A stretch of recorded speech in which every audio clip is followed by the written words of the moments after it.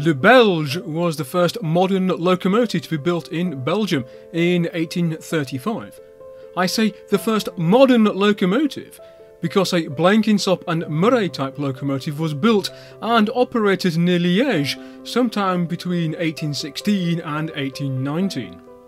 Le Belge was built for the Belgian State Railways by perhaps the least Belgian sounding firm possible, John Cockerill et Compagnie.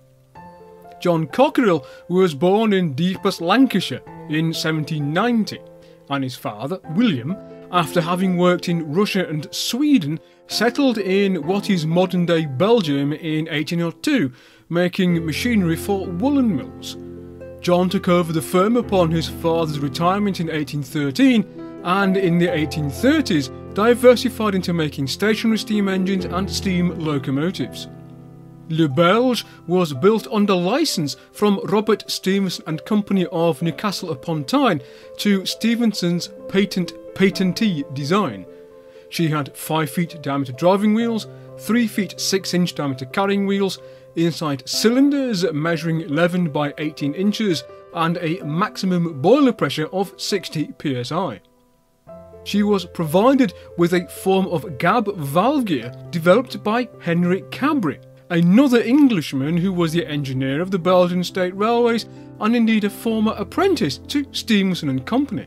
Unlike other forms of gab gear, which had the gabs on the ends of the eccentric rods, Cabri moved them to the end of the rocker arm which worked the valve spindle. Cabri also introduced valves with longer travel and with some lap, which made the locomotives more efficient.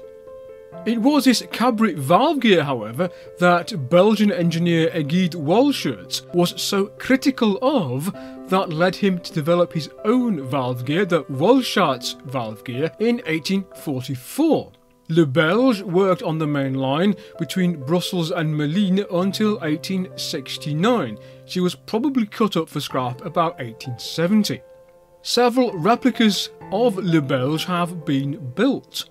A full-size static replica, accompanied by several period carriages, was built in 1885 to mark the 50th anniversary of the Belgian railways, but they did not survive the First World War. For the centenary celebrations of the Stockton and Darlington Railway, a second full-size replica was built in 1925, and a third was built by the Cockerill Company in 1927. After the Second World War, however, the 1925 and 1927 replicas were both combined into a hybrid replica, and it is currently on display at the Train World Museum. Finally, a fourth replica, built to commemorate the 150th anniversary of the founding of modern Belgium, was built in 1980. I hope you have enjoyed this video, and if you have, please like, share and subscribe and click the notification bell.